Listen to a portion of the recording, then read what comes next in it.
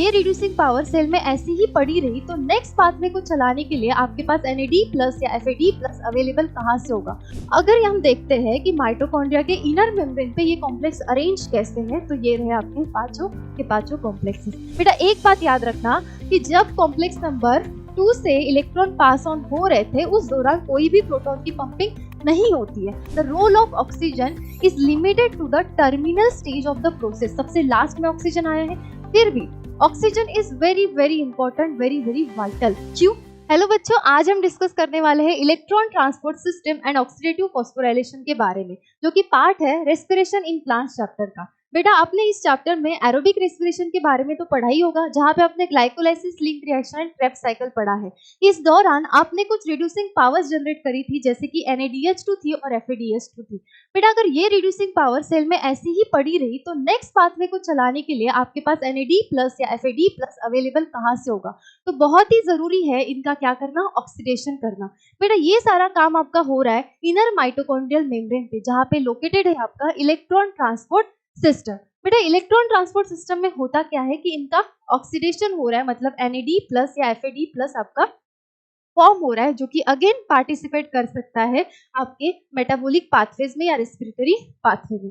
बेटा during ETS इनके साथ साथ आपका मेटाबॉलिक वाटर का भी फॉर्मेशन होता है और साथ साथ में ATP का भी सिंथेसिस होता है, जिसे आप बोलते हो ऑक्सीडेटिव फॉस्फोराइलेशन। बेटा ये काम करने के लिए आपके ETS में एंड ऑक्सीडेटिव फॉस्फोराइलेशन में टोटल 5 कॉम्प्लेक्सेस इन्वॉल्व है। तो इनमें से अगर फर्स्ट कॉम्प्लेक्स की बात करते हैं तो हमारे पास है NADH dehydrogenase, second is the succinate dehydrogenase, third one is the cytochrome B/C1 complex या cytochrome C reductase, fourth one is the cytochrome A/A3 complex या cytochrome C oxidase, and the fifth one is the ATP synthase complex. अगर इनकी components की बात करते हैं तो बेटा देखो आयरन सल्फर प्रोटीन पहले तीनों ही कॉम्प्लेक्स में क्या है, कॉमन है।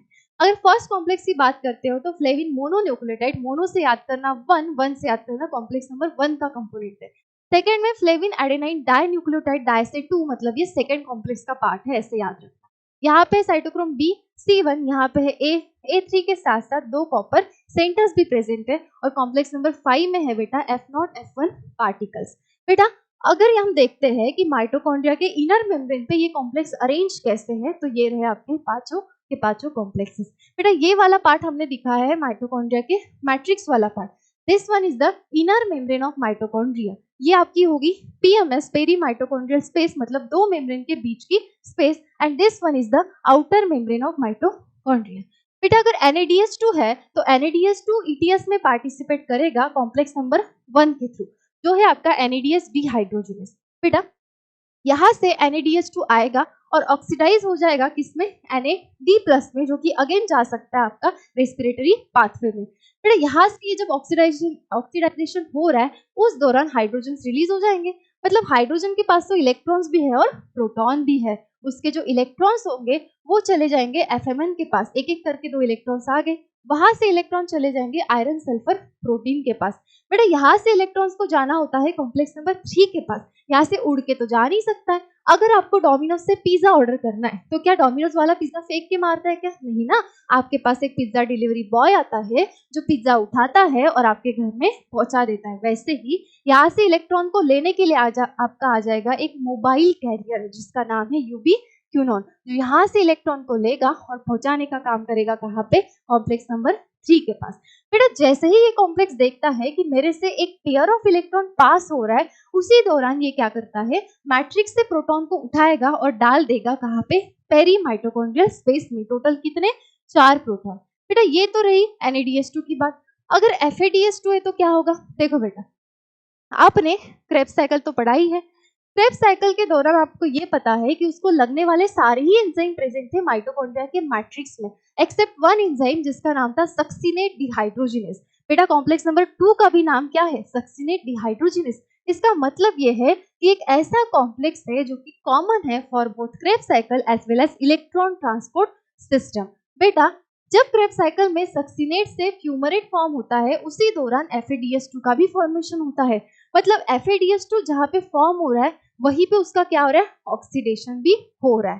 बेटा ऑक्सीडेशन हुआ मतलब इसके इलेक्ट्रॉन्स चले जाएंगे ETS में। अभी यहाँ से इलेक्ट्रॉन चले जाते हैं आयरन सल्फर प्रोटीन के पास, कॉम्प्लेक्स नंबर 2 से भी इलेक्ट्रॉन को कहाँ जाना है, 3 के पास ही जाना है, तो उड़ के तो जाएंगे नहीं, तो यहाँ के भी इलेक्ट्रॉन ले लेता है कौन, ये यूबीक्यूनॉन। बेटा एक बात याद रखना कि जब कॉम्प्लेक्स नंबर 2 से इलेक्ट्रॉन पास ऑन हो रहे थे उस दौरान कोई भी प्रोटॉन की पंपिंग नहीं होती है।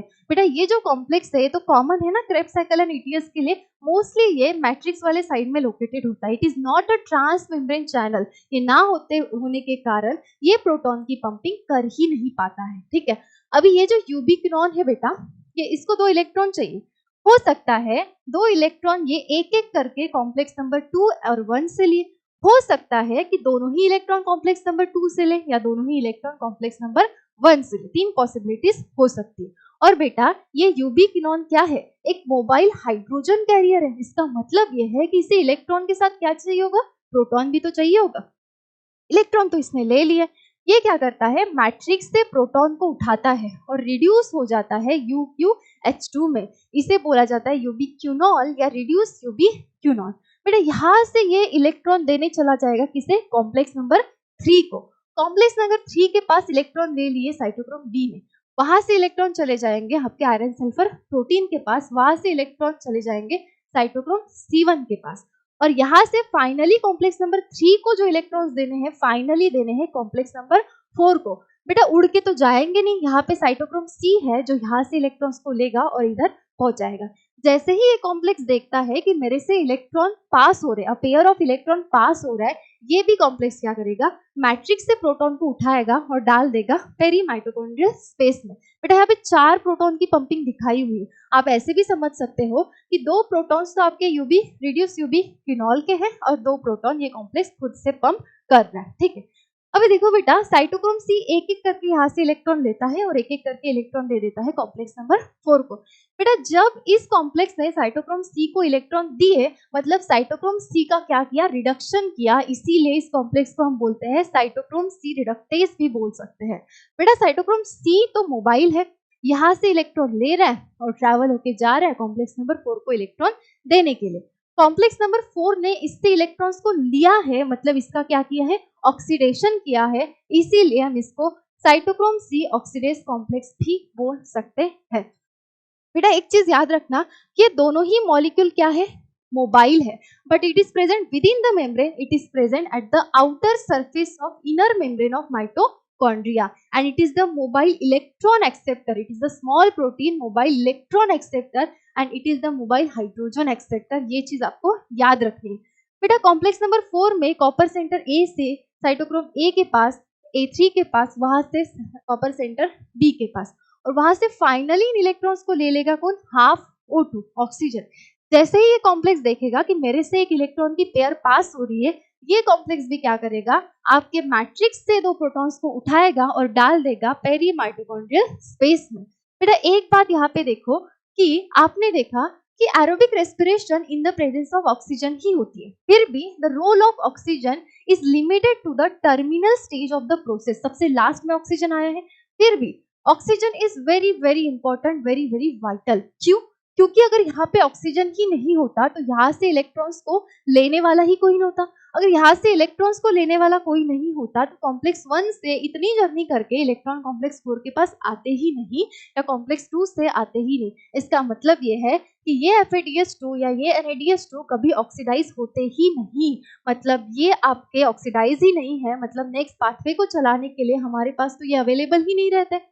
इसका मतलब आपके क्रेब्स साइकिल, लिंक रिएक्शन और ग्लाइकोलाइसिस चल पाती नहीं चल पाती, तो कुछ देर में बेटा मैं और आप चल पाते नहीं चल पाते। इसीलिए the role of oxygen is vital, very very important. क्यों, क्योंकि ये एक फाइनल हाइड्रोजन एक्सेप्टर का काम करता है। कैसे, तो इसने यहाँ से इलेक्ट्रॉन्स तो ले ही लिए थे और साथ में ये मैट्रिक्स से प्रोटॉन को भी उठा देता है और आपका बना देता है H2O जो कि है मेटाबॉलिक वाटर।